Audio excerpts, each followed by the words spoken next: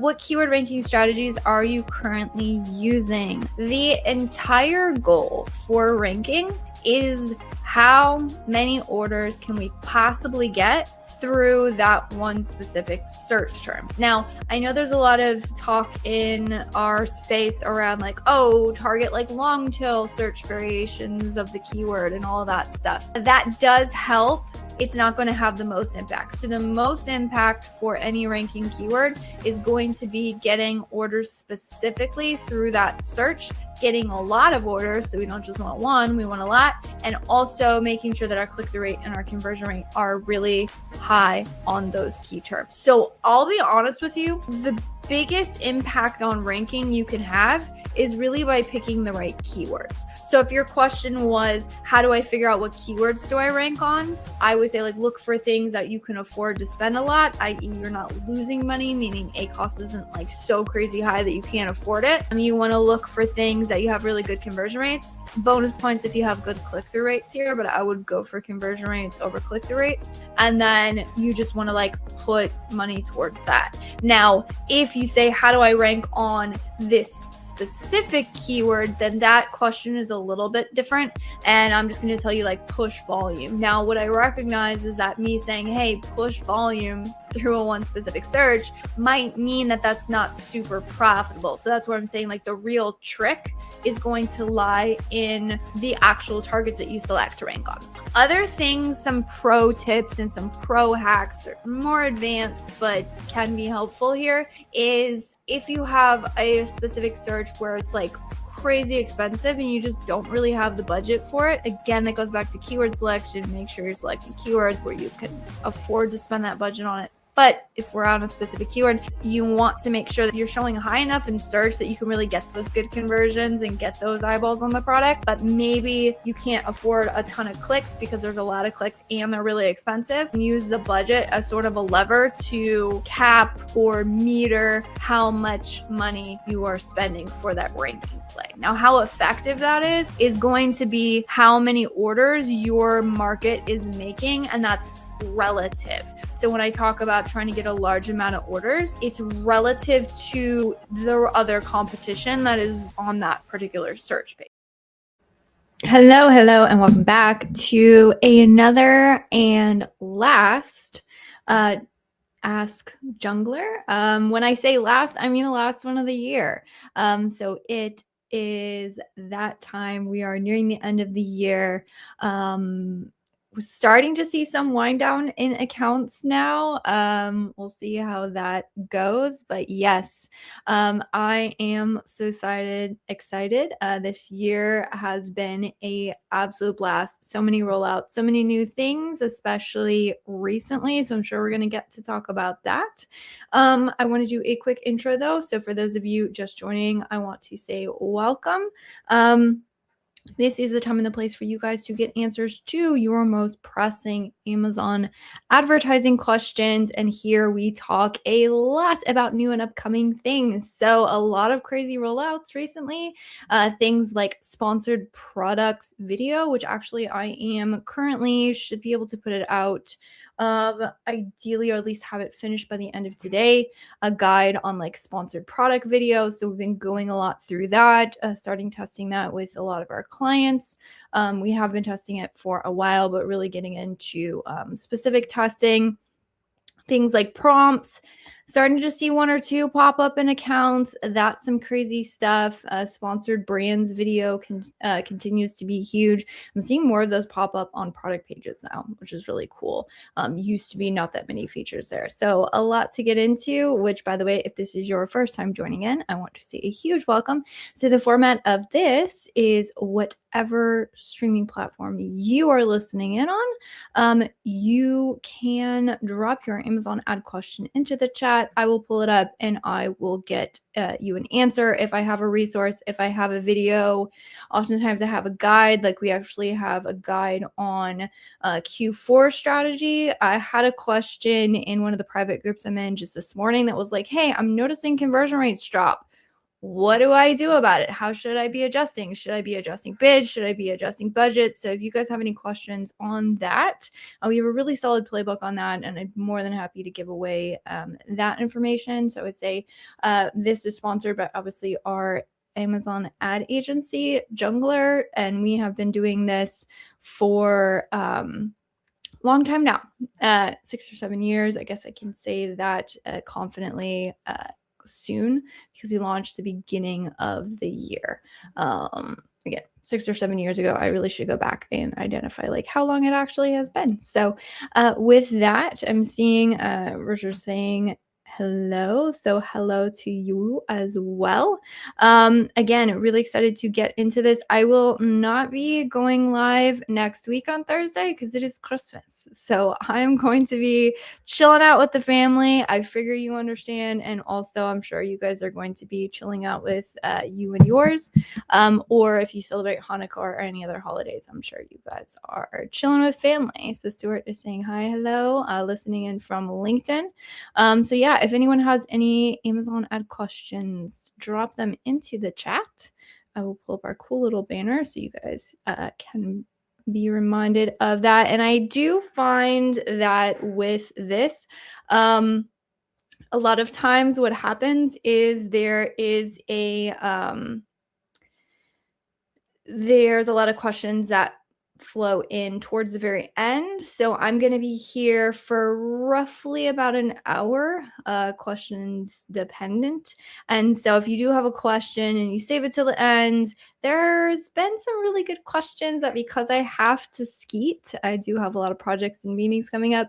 I'm not able to stay and answer those questions. So if you got a pressing question, definitely make sure that you drop it in the chat if you want to get an answer. And with that, I'm going to pull up our first question, which is from Mohammed.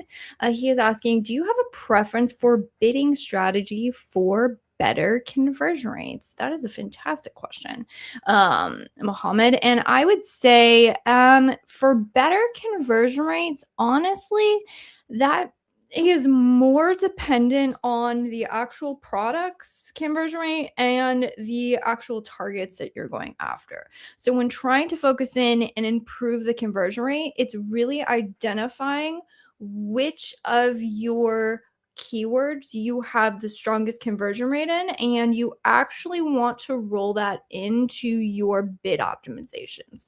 So that's one of the things that we're doing right now in a lot of our more seasonal accounts, because right now we have in some of our accounts we might have a couple days left. Let's see, this is the 18th. We're already showing some of the products are showing that they're not going to arrive in time for Christmas, which is like negatively impacting conversion rates, unfortunately.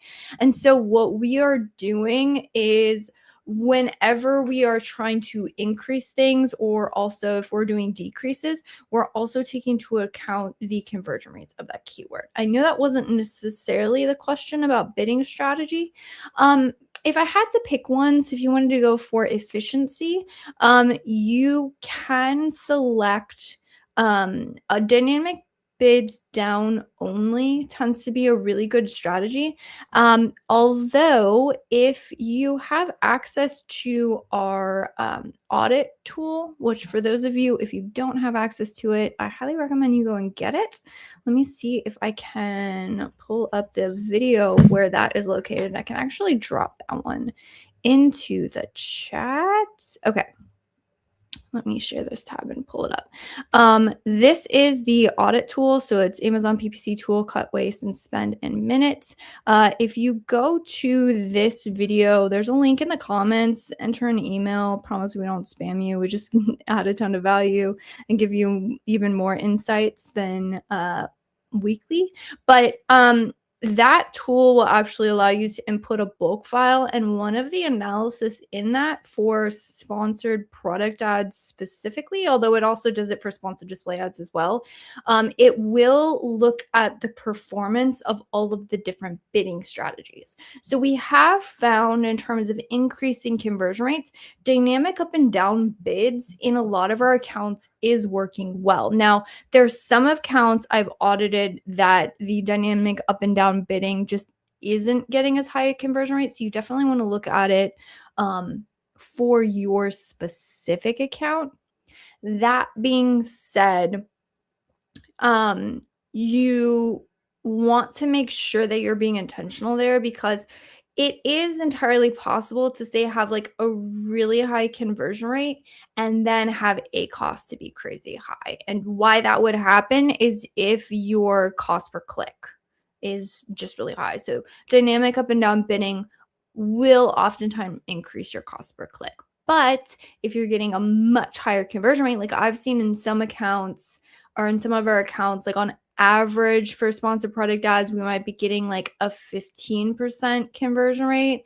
And then on dynamic bids up and downing, we might be up to like a 20 or 25% conversion rate, which is significantly higher. And then the CPCs just aren't as crazy high on dynamic up and down bidding. So that's what I would pay attention to. If you're only going after conversion rate, I would say test dynamic up and down bidding. But again, because there's that other aspect of that, it increases cost per clicks. Again, I would take a look at that video, run that, or I would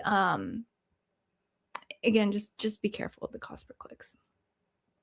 All right, next question. Hi, how do I scale or optimize ROAS? Great question.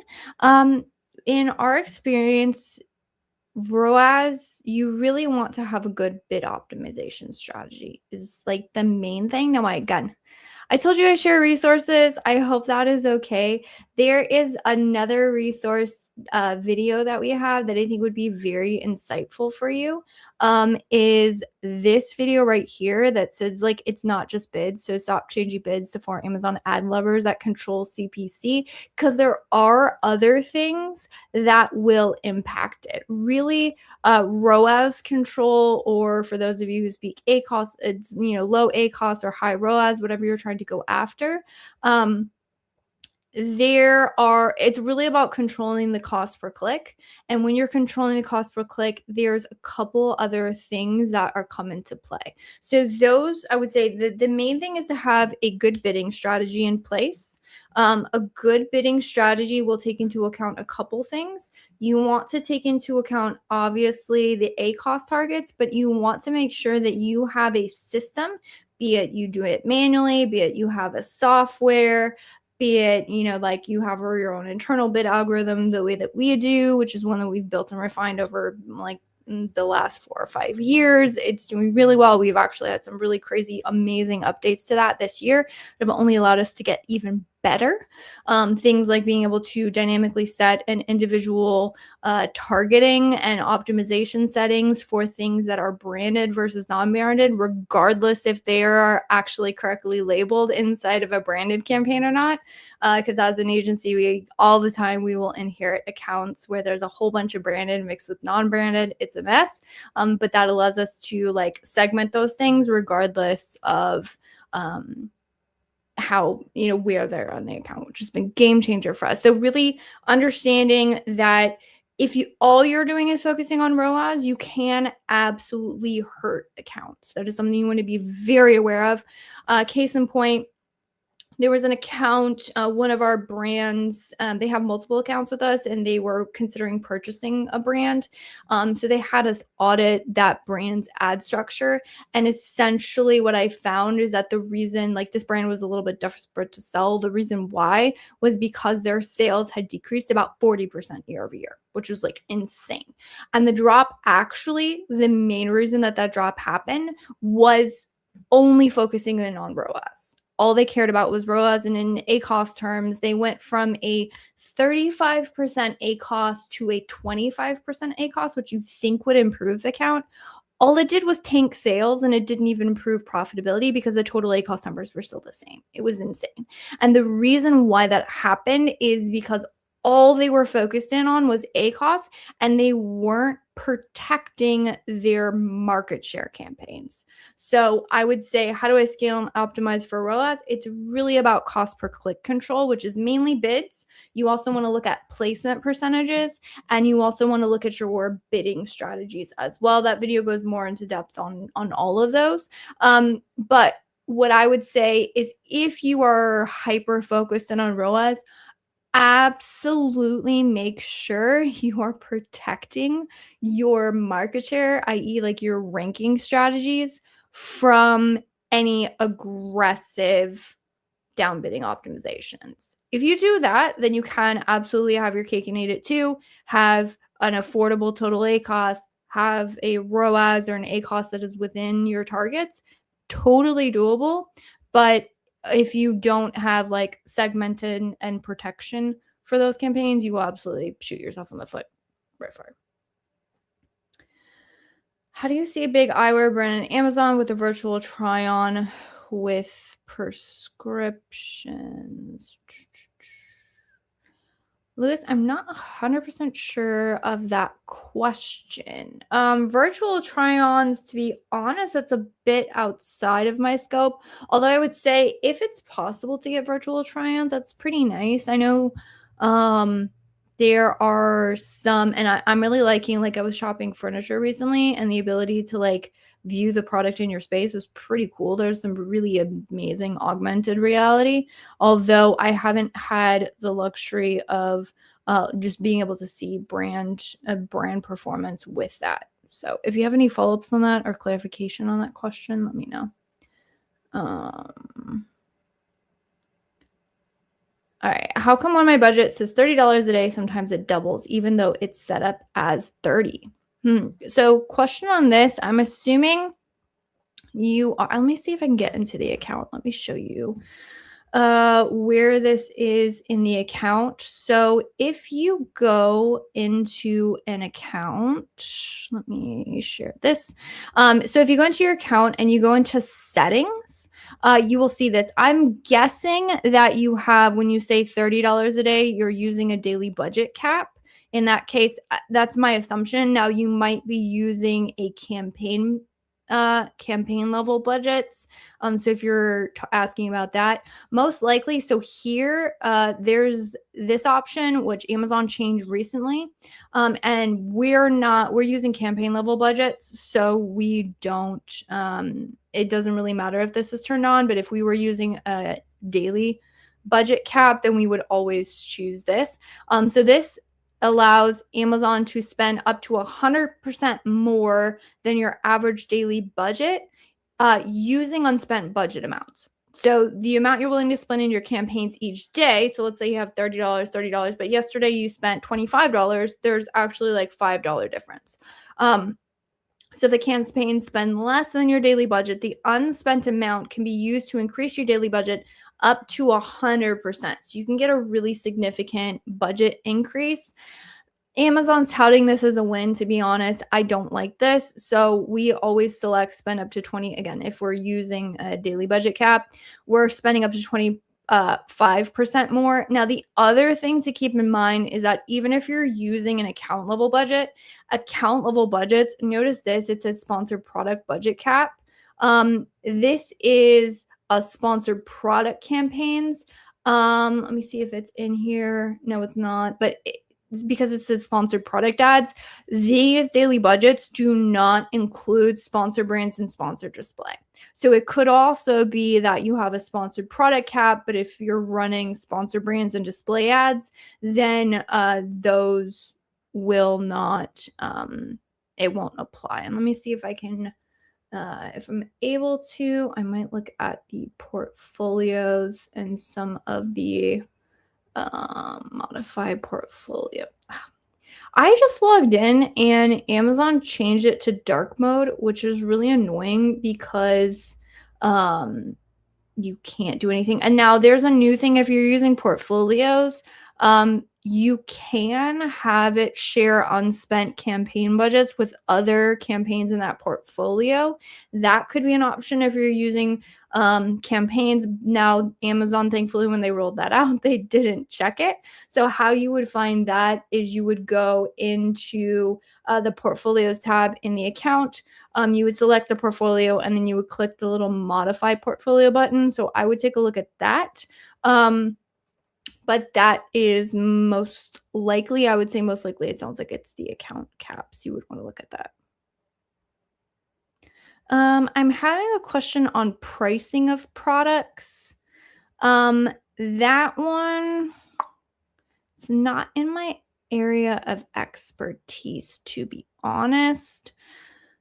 Um, that is a strategy that some of our brands do on maybe a little bit higher price point. They do it a little bit more of, again, I'm just looking at like what our brands have done and what I've seen worked. I'm not the area expert on this by any means.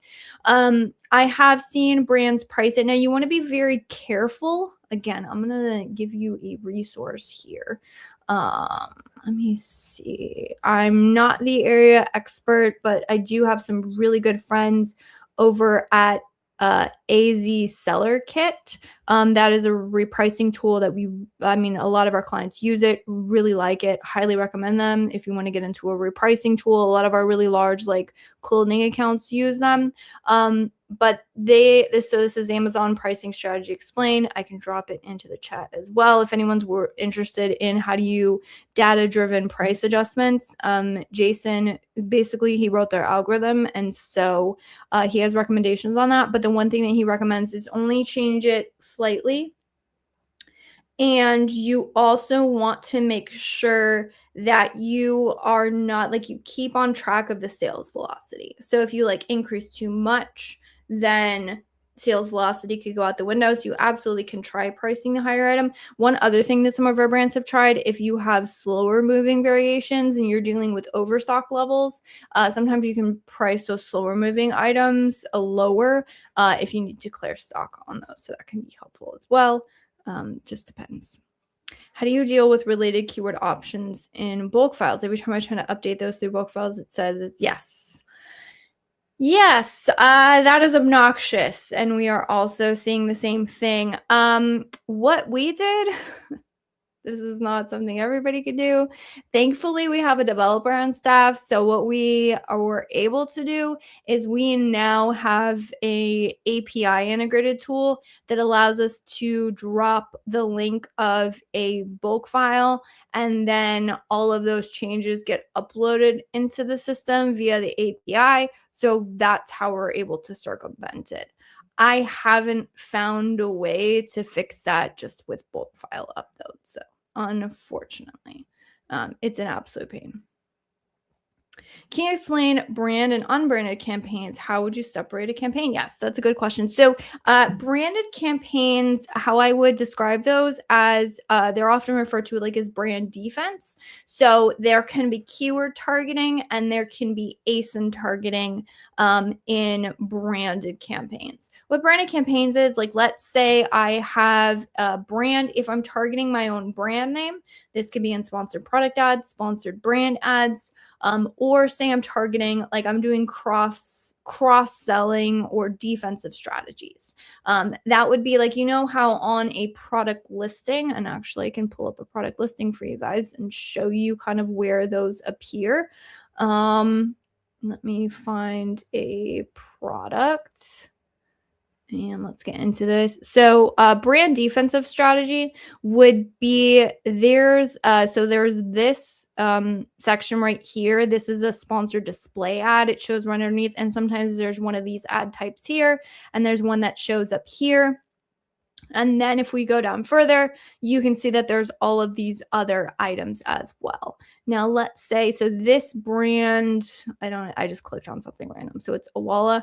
They're actually using a brand defensive strategy because you see they have their own products showing up on their listing. So these are other products from the brand. Now somebody else is actually showing up here as well.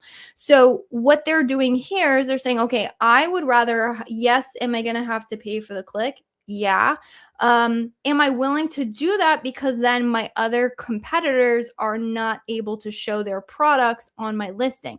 So they are saying that it's working. Now here you can see, again, product videos. This is not an advertising spot.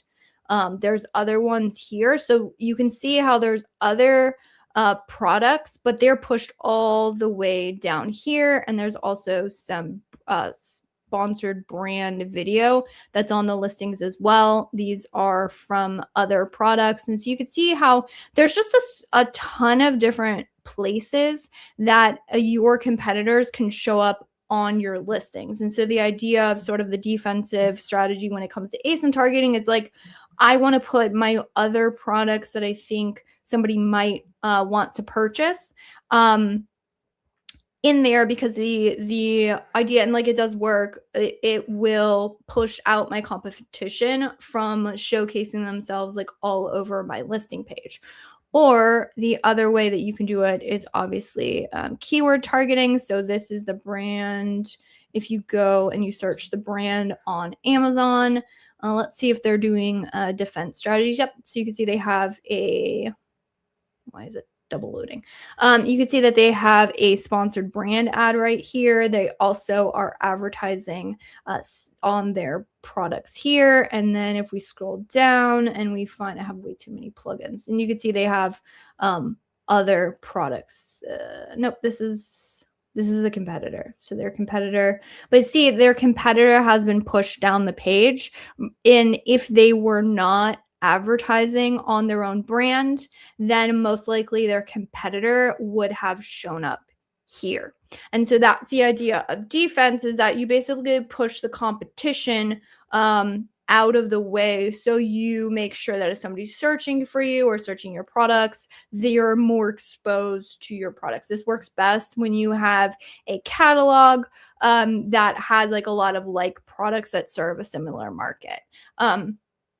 And so that's defensive. And so how you would separate the campaign ideally is you would have a campaign that says branded, and then you would put your own ASINs into that specific campaign, or your own keywords if you're targeting keywords that and contain your brand name. You would want to put them in there. Now, what we have found is that not everybody does that. That is best practice to separate those out, but it is possible, especially when it comes to ASINs. Sometimes you convert on an ASIN, and because inside a search term report, it's a little bit difficult because you just see the ASIN and you don't see the image of the product to identify like what that actual product is.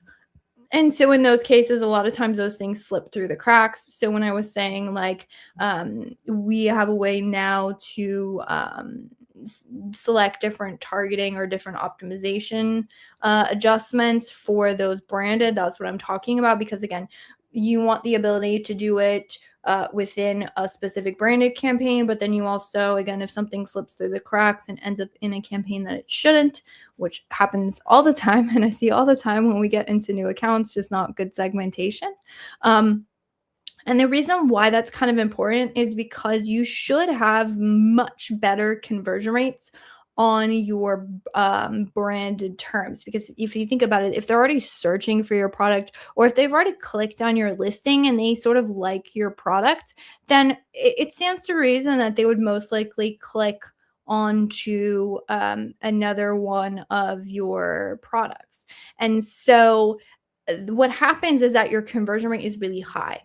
We have several like larger, well-recognized brands, and they're also at like the higher end of the price range, and they can command that price because they have a really strong brand. But the difference between branded and non-branded conversion rates, like in their account, I think, and it's clothing and high price clothing, non-branded is converting, or sorry, excuse me, branded is converting at a 11.5%, and their non-branded, although it's improved, it used to be before we got onto the account, their non-branded was only converting at like a 2% conversion rate, which is really low. We've brought them up to converting on non-branded on a 5.2% conversion rate. It's like a 50% increase from what they had before. It's like really good improvement because we've done better targeting. But you can know, I mean, the difference in performance between something that's converting at 11.5 and a 5.2, wildly different, right? So what'll happen is that if you have your branded targets mixed in with your non-branded, you'll think like, oh my gosh, this campaign is performing really well, because you're going to have great ACoS because of the conversion rates. But which will maybe cause you to give that more budget or to increase that or to get more aggressive. But if you realize the difference in your conversion rates on branded and non-branded, then it becomes very obvious that it just doesn't make sense. Like you don't want to be so aggressive on your branded. Our goal when running branded targeting is to target an ACoS of at least 5 points less. Oftentimes we're looking at 10 to 15 points less. So an example would be like, let's say my target ACoS for the account is 25%. We will target, say, like probably like a 15% ACoS for our branded, because we just want to make sure if we're converting on those targets, we just want to make sure they're really profitable. The only exception to that would be if we have a competitor that's just like going after us super aggressive, we might be willing to bid and go more aggressive on our branded because we want to push them out. Cool. All right. So the question is how to scale a brand on Amazon. Good question. This is like, I want to see how much I can fit into this answer. I'm going to see how much I can fit into it. Really, you want to make sure that you have a really strong foundation and you are launching and going after, you have your market share growth campaigns, and then you'll probably have your more discovery, lower bid branded strategies. So really what you want to have is a well-rounded strategy. When I say well-rounded strategy, I mean you have different buckets of targeting that you're going after, and then you have different optimization settings or different ACoS targets for those different buckets. So it's really how you work at scaling. And then the goal is to leverage your campaigns to make sure you are driving high converting traffic to the brand. Fun fact, if you're running really good targeting, your ad conversion rate should be higher than your unit session percentage. If it's not, then there's something off with your targeting. And that's a spot check we use often when evaluating what we're targeting for a brand. So as long as you are leveraging the good traffic to drive up sales, then you should see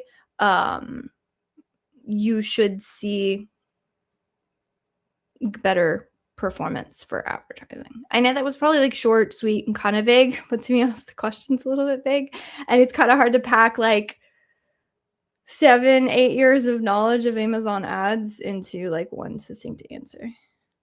My stock is stuck at fulfillment center. Ugh, that sucks. It happens, especially this time of year. To be honest, it's pretty normal. Q4, especially this deep into Q4, like we have brands, especially in giftable items, like we have hundreds or thousands of units stuck in fulfillment FC transfer, unfortunately, or check-in times, or just take really long.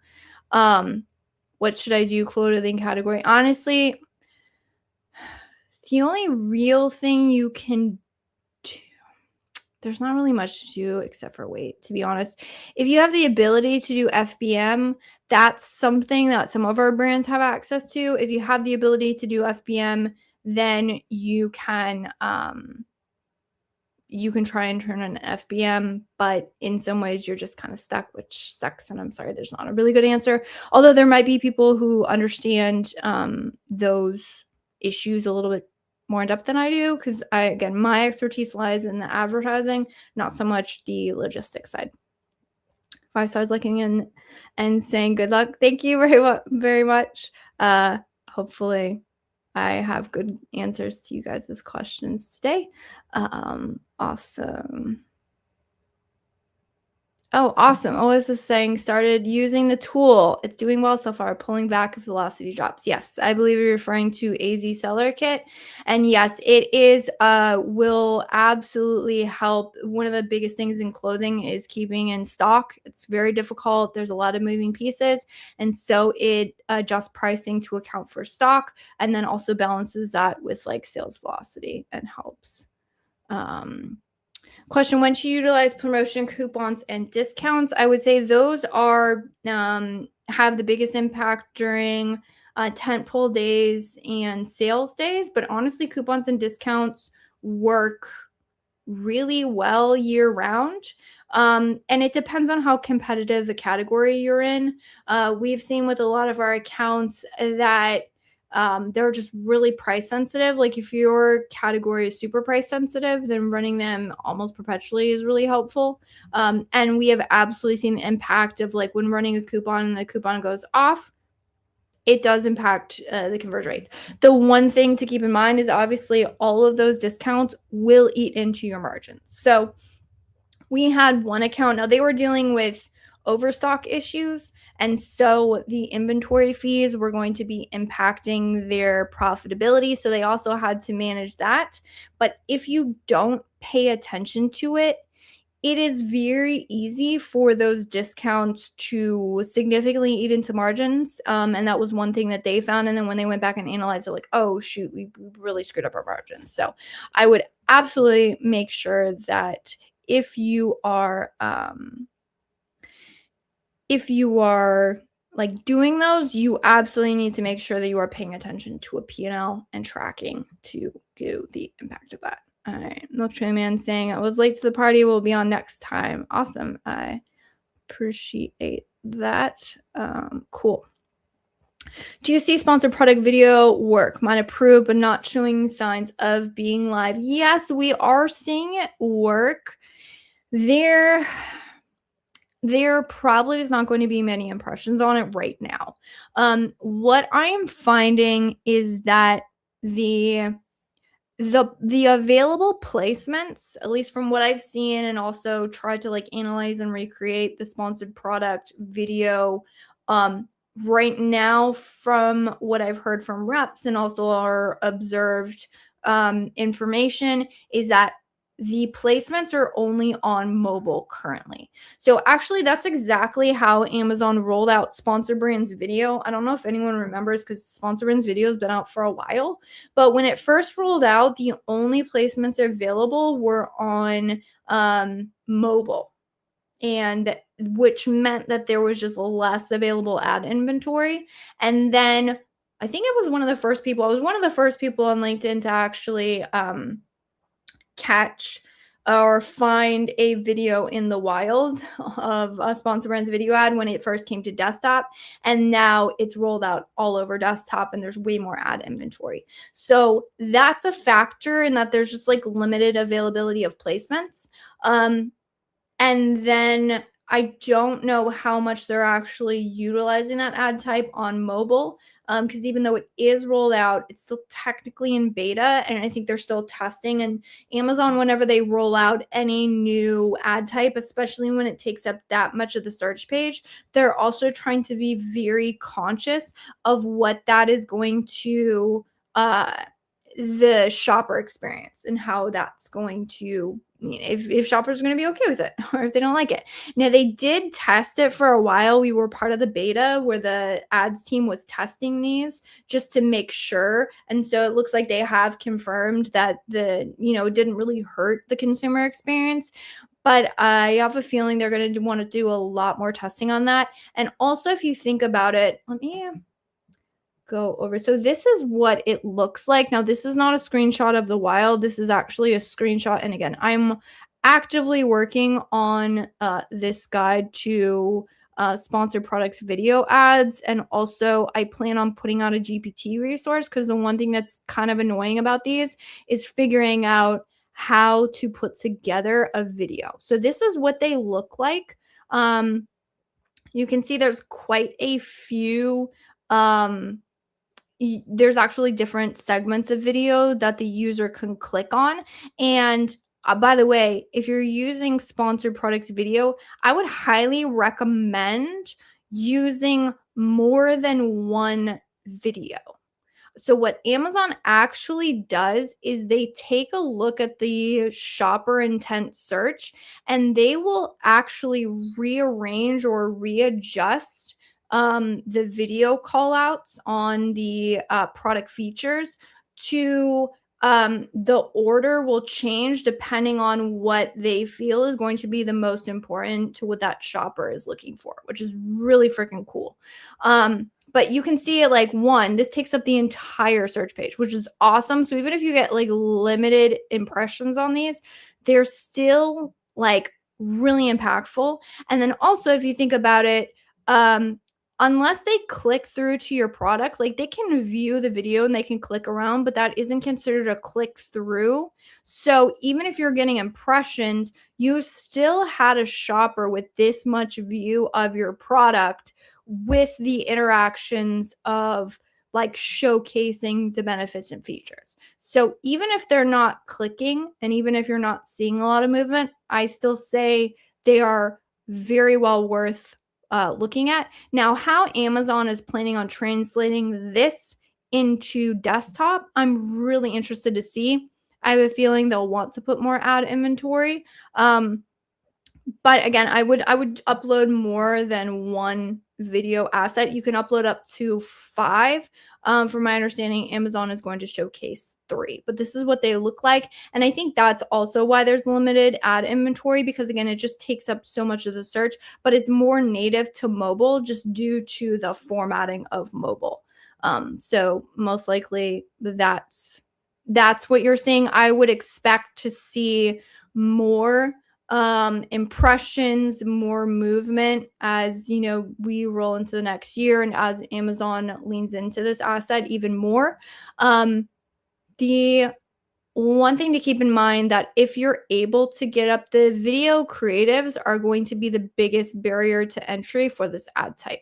When Sponsor Brands Video rolled out, traditionally, I'm not going to say everyone, traditionally Amazon, people selling on Amazon, but even large brands who even run like a lot of creatives on like Meta and other ad platforms and have a strong D2C site, traditionally brands just aren't great at like any sort of creative assets when it comes to Amazon. And so that's a huge miss, which means if you have the ability to develop these creatives, and if you have we have some large brands that we are onboarding going into this year, a lot of brands onboarding in January. And one of the biggest things, especially in like underdeveloped categories, is going to be how can I get a strategic advantage?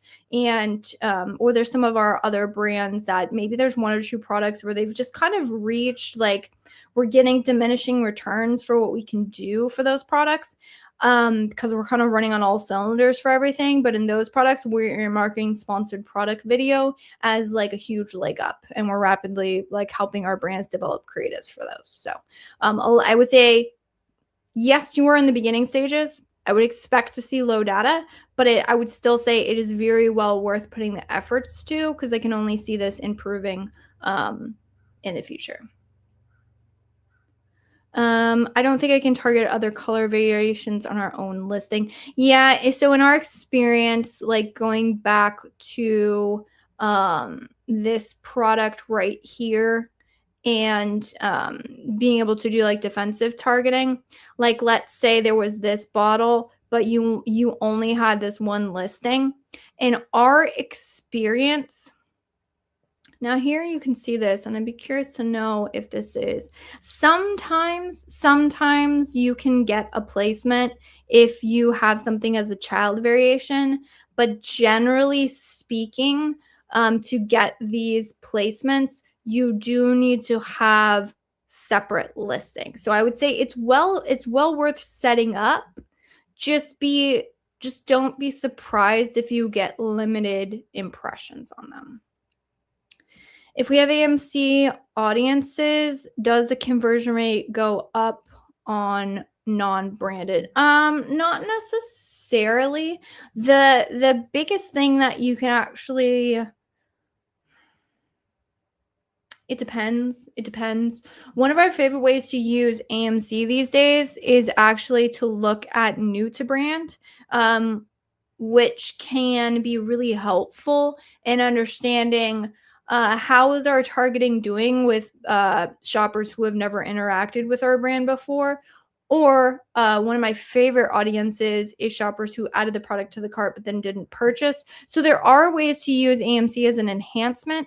Unfortunately, the way that Amazon has rolled them out as just a placement percentage means we are using them. We are using them in targeting. We have found them impactful, but our amount of control of like only focusing in on that audience segment is very limited, which limits the impact of AMC audiences in sponsored product ads. Now, if you scale and you get outside of that and you're talking DSP, that's a whole nother thing and massive game changer in terms of like retargeting, targeting off Amazon, etc. Amazon, I heard it said that we cannot download more than further 90 days back report, but I don't see that anywhere. Yes, the only reason why we know that is if you go to download any reports, you'll only see the 90-day look back window. Now, Amazon did announce that they would give you the ability to pull data further back than that, which, by the way, if nobody has gone through and explored Amazon's their new tool. Let me see if I could share this. I'm gonna bring that down.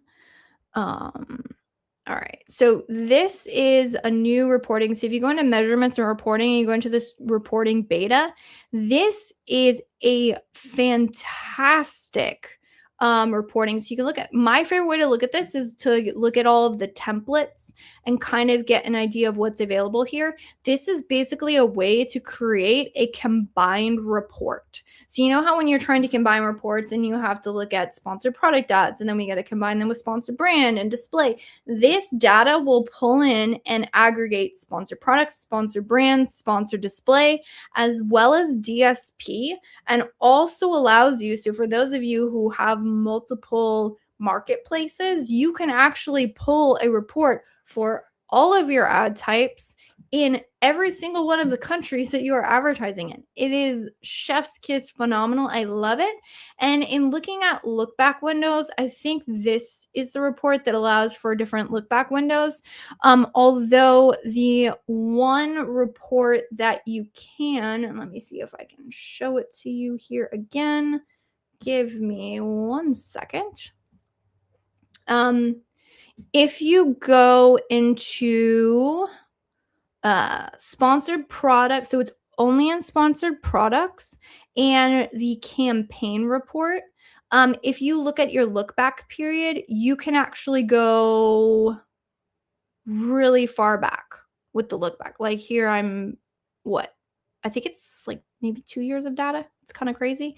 So you can pull reports with more look back on the, again, only on the sponsored product campaign report. You can actually pull hourly data for this report. I wouldn't recommend pulling a really long date range for hourly. You can pull daily, weekly, monthly, quarterly. So there's a lot more insights that you can get from this report. The downside, of course, is that it's only, because it's a sponsored product campaign report, it's only going to be at the campaign level, and it's only going to be for sponsored product ads, where a lot of us, when we're looking at look back windows, I'm like, I would much prefer to have that in a search term report, but that's not available. So, how many keywords do you track per product on average? Fantastic question. I would say it depends on how many keywords we're using for ranking. Actually, I can pull up one of our accounts and see kind of on average what we're doing for our tracking. Honestly, it depends on the product. So like, say if it's a lesser known product and we don't have many keywords that we're looking on for ranking, we might be tracking, I don't know, like 5 to 10. But like if it's a main product, like I'm looking at one of our main products right now, like we're talking like 72 different keywords for this product because it's like a really important product. But on some of our other products where maybe there's limited amounts of relevant keywords or they're not as important, like on this other one, we're talking 8 different keywords. So I'd say it's dependent on the number of keywords they're going after, and if it's like a main product or not. On average, I would say we're tracking minimum at least 5 keywords, maybe somewhere between 10 and 15 keywords would be what we're tracking. On promotions, discounts, and coupons.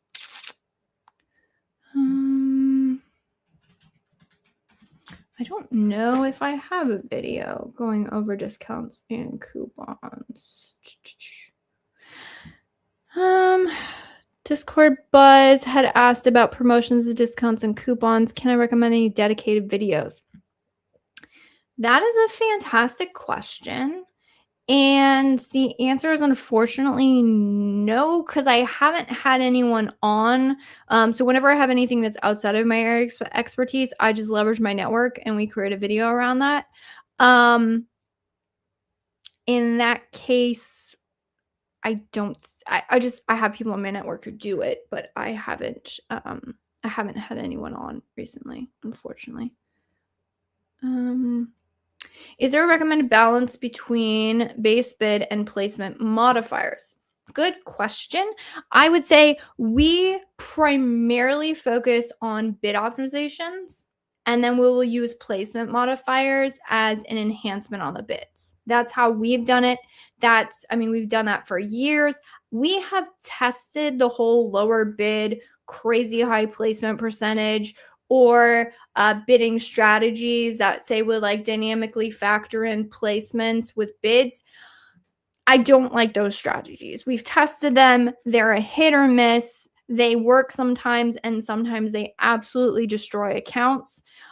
They're not as universally applicable.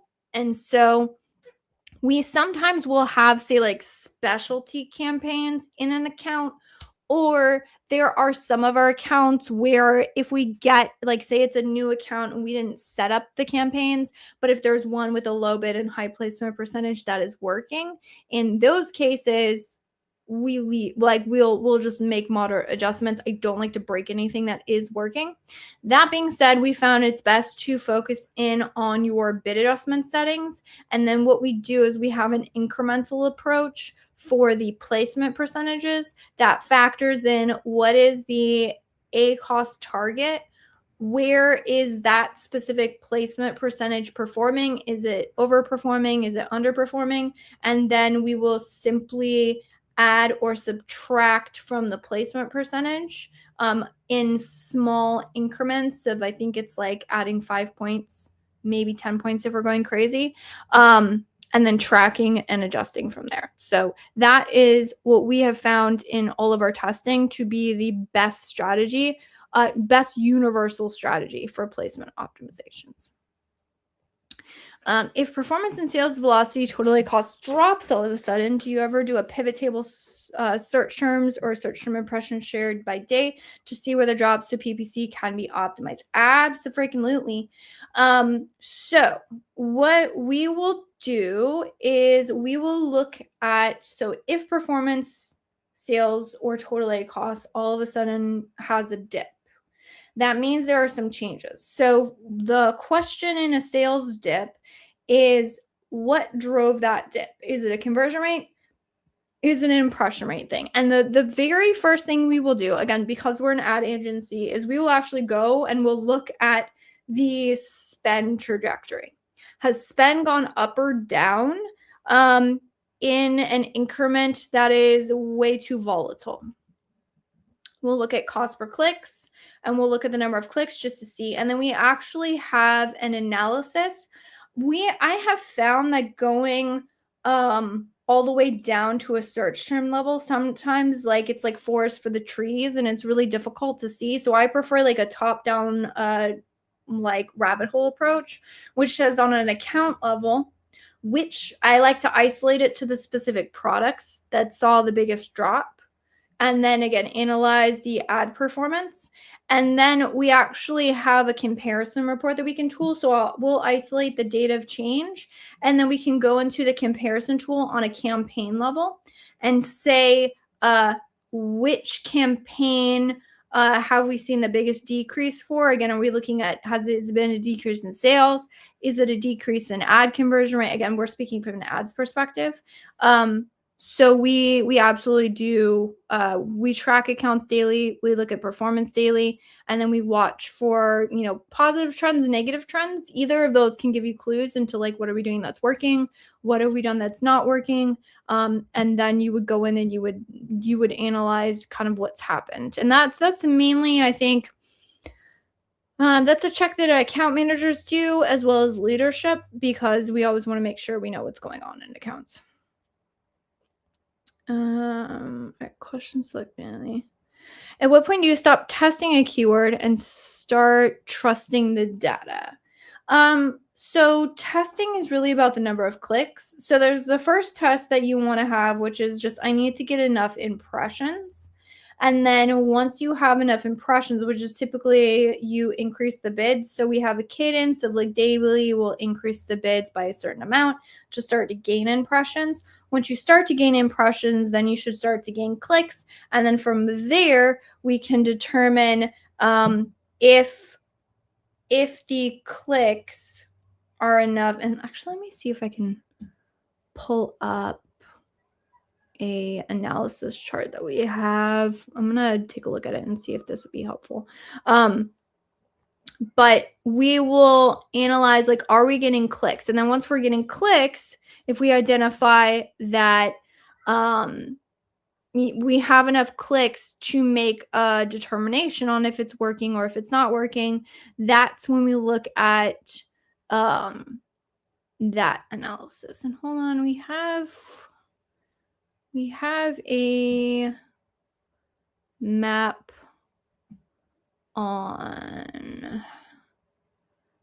All right. Let me share this screen. This is kind of in development, but so this is like our ranking keywords, and this is where we go through. So we're launching our campaigns. So we launched about 20 cents above the suggested bid.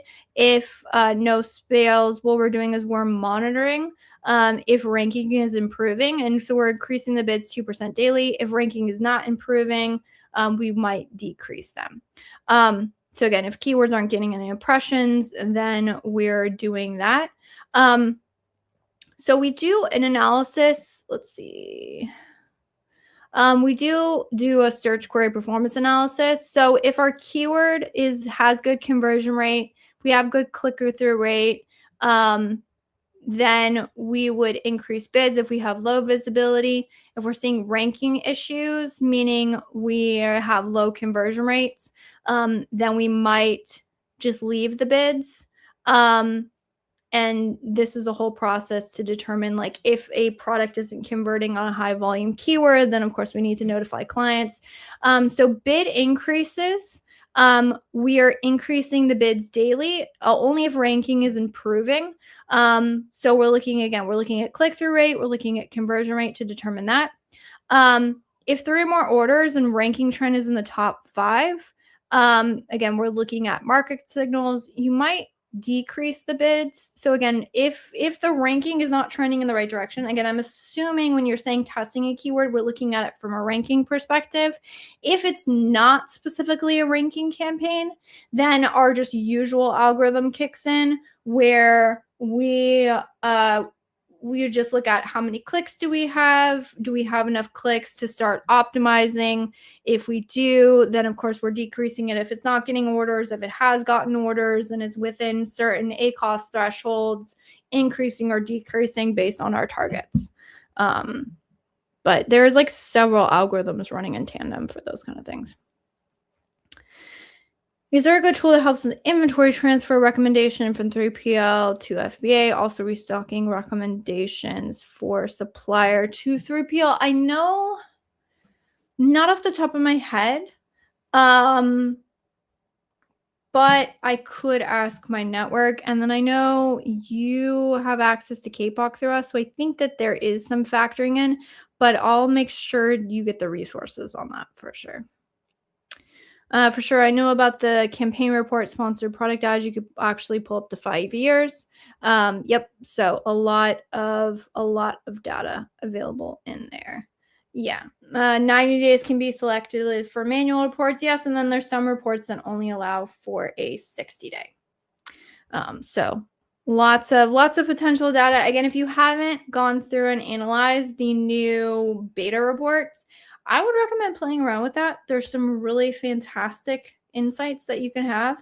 There's some really cool stuff that you can pull that's like not available. There's some really cool data points that are available in that report that are unavailable anywhere else. So if you haven't already seen that report, I would highly recommend you check it out. And with that, it looks like we are at the top of the hour. You guys have all had fantastic questions. This has been an amazing session to close out the year of 2025. So yes, I will not be here next Thursday. I will be celebrating. It will be Christmas. So this has been our last live of the year. So with that, I really appreciate everyone joining in. This has been honestly one of my favorite days of the week. I have enjoyed this. I don't think I have missed I've missed a couple Thursdays, but not too many this year. I should look back and see how many lives I did this year because it's been a lot. But with that, I really appreciate it. I will see you guys all in the new year. And I hope everyone has a fantastic holidays with the family. Check you all in a couple weeks. And that wraps up this episode of the Ask Junglr Amazon Advertising Podcast. I hope you found these insights and strategies helpful in your Amazon PPC journey. Remember, if you have a burning Amazon ad question that you'd like answers to, head over to junglr.com/live to join our next live Q&A session. Until next time, keep optimizing those ads and stay hungry.